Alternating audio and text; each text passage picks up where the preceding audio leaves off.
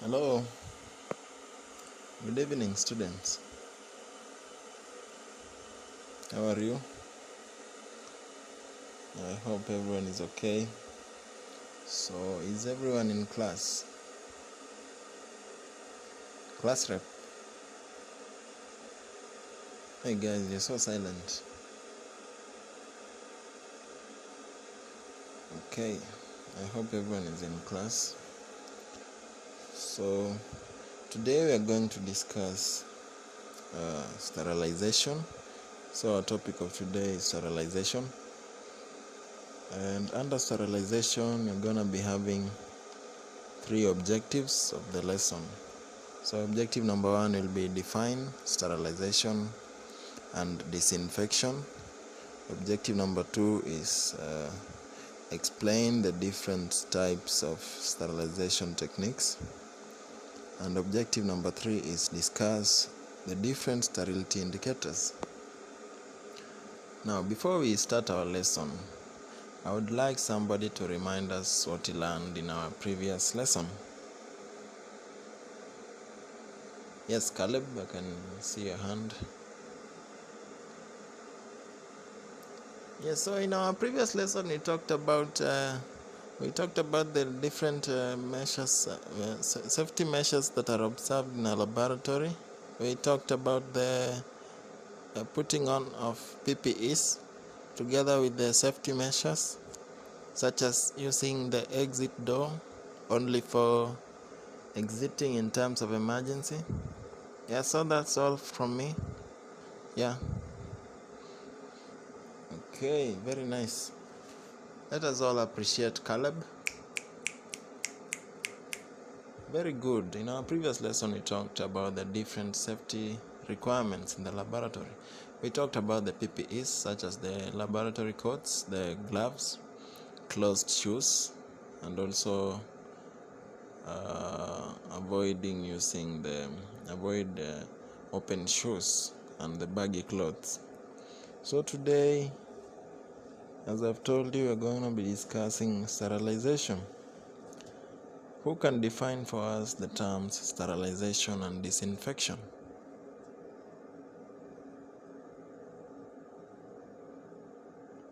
Class, I just asked you a question.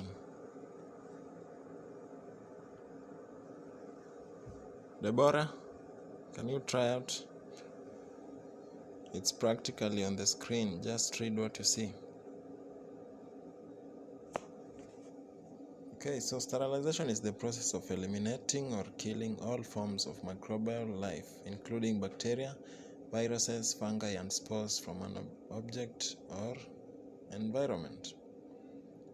While disinfection refers to the process of reducing or eliminating pathogenic microorganisms on inanimate objects and surfaces to a level that is not harmful.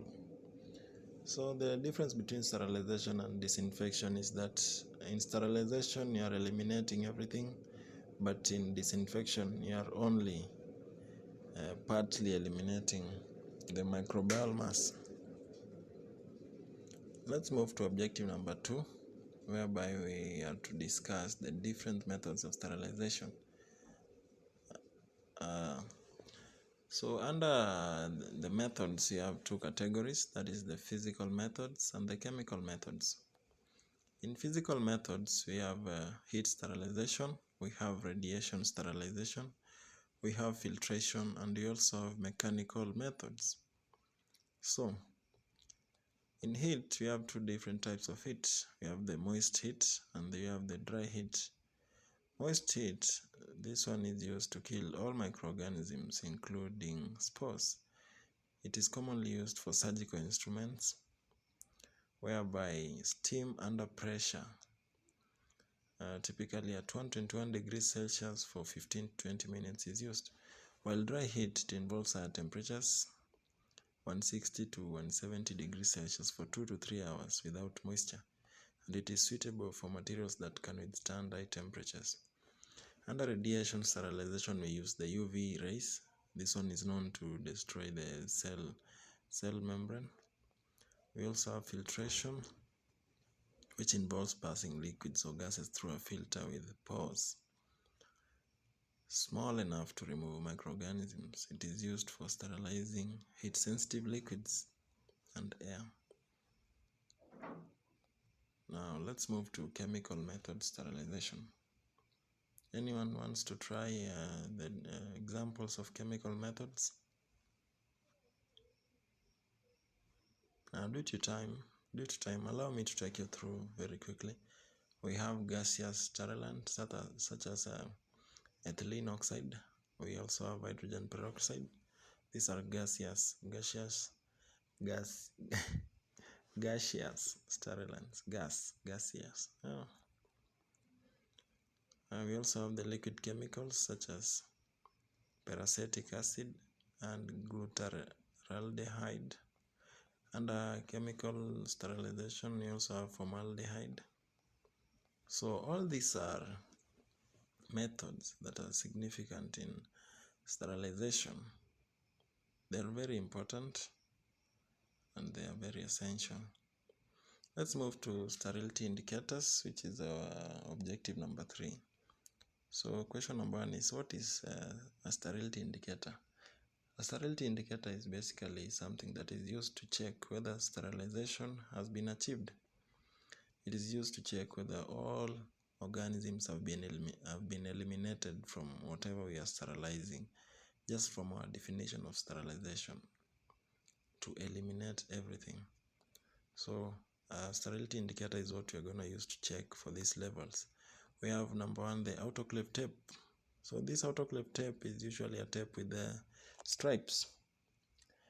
It is usually used to tape equipments, and the equipments are then sterilized. If the equipments reach the required level of sterilization, you will find out that the stripes will change color or the stripes will appear. This will signify that sterilization has been achieved. We also have a biological indicator. So under biological indicator, these are considered the gold standard for verifying the effectiveness of sterilization process. So these indicators are highly resistant microorganisms. To directly test whether the sterilization conditions are capable of killing these organisms, thus ensuring the process is effective. So a biological indicator is placed inside the sterilizer along with the items to be sterilized. During sterilization, it is exposed to the same conditions as the items being sterilized. So after the sterilization process, the biological indicator is incubated under suitable conditions for 24 to 48 hours to allow for any surviving spores to grow. A color change or turbidity in the growth media indicator, it will indicate that spores survived the process, signifying failure of the sterilization cycle.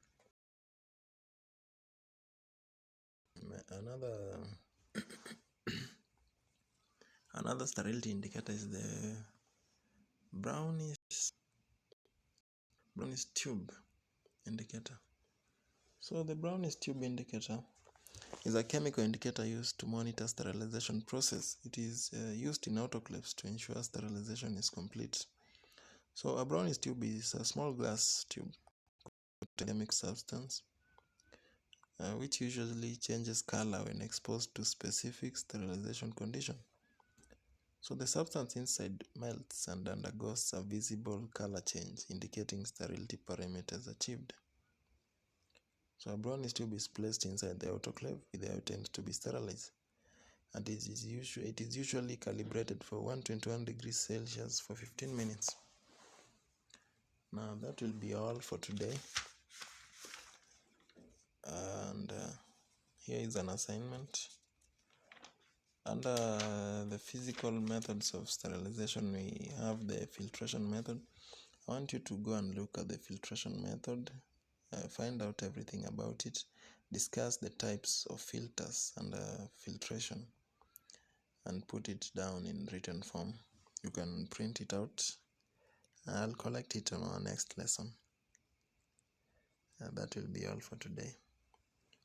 So thank you very much for your time.